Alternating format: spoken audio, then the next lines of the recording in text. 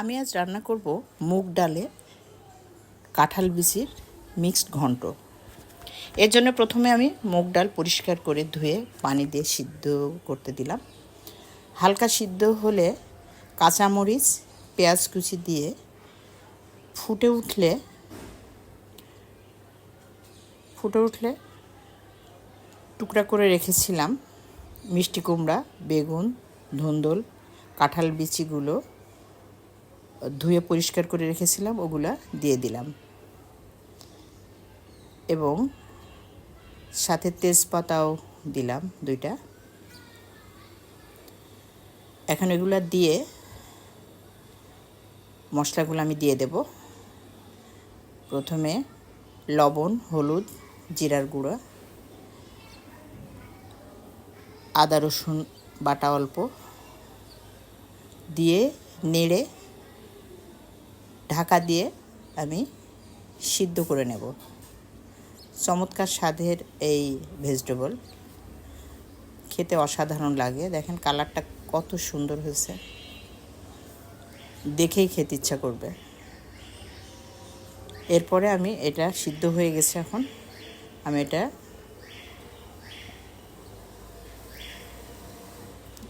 রেখে অন্য একটি পাত্র, আমি এখন এটা পাত্রতে আমি বাগার দেব।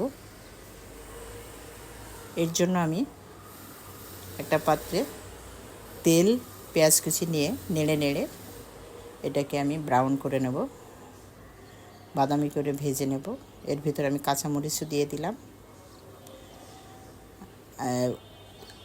আস্ত জিরা দিয়ে দিয়েছি আর বাটার দিয়ে দিলাম।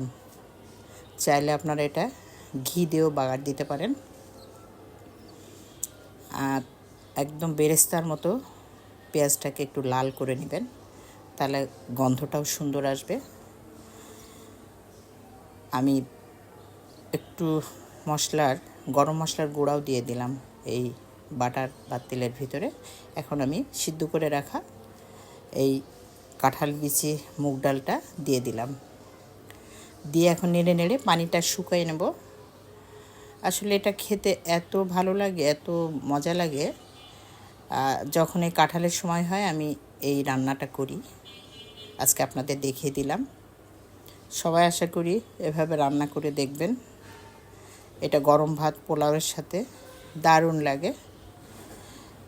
সবাই রান্না করে দেখতে পারেন, নিশ্চয় ভালো লাগবে। সবাই ভালো থাকবেন, বাংলার হেসেলের সাথে থাকবেন। আল্লাহ হাফেজ।